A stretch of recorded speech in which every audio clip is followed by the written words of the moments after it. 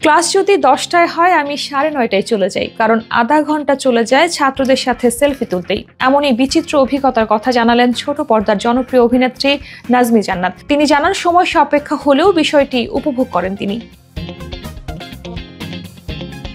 অভিনয়, মডেলিং ও উপস্থাপনার পাশাপাশি একটি বেসরকারি বিশ্ববিদ্যালয়ের শিক্ষকের ভূমিকায় রয়েছেন নাজমি জান্নাত। সম্প্রতি সেলিব্রিটি ক্রিকেট চ্যাম্পিয়ন ট্রফির মাঠে এক সাক্ষাৎকারে নিজের শিক্ষকতা জীবনের বিভিন্ন অভিজ্ঞতার কথা জানান এই মডেল অভিনেত্রী।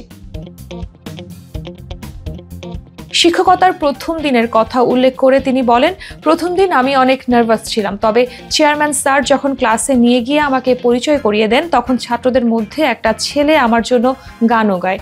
ওই দিনটা আমার জন্য একটু নার্ভাস আবার খুব স্পেশাল ছিল। এছাড়া ছাত্রদের সঙ্গে বন্ধুত্বপূর্ণ সম্পর্ক ও সমঝোতার কথাও উল্লেখ করেন নাজমি।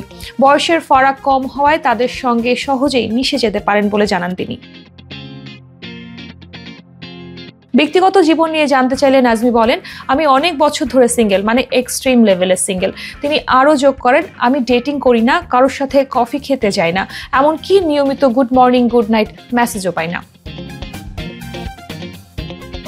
বর্তমান সময়ের টাইম পাস প্রেম নিয়ে স্পষ্ট বিরক্তি তার। তিনি বলেন, আমি 90 দশকের প্রেমে বিশ্বাসী। আমার সঙ্গে প্রেম মানেই সেটা সরাসরি বিয়ের দিকে যাবে।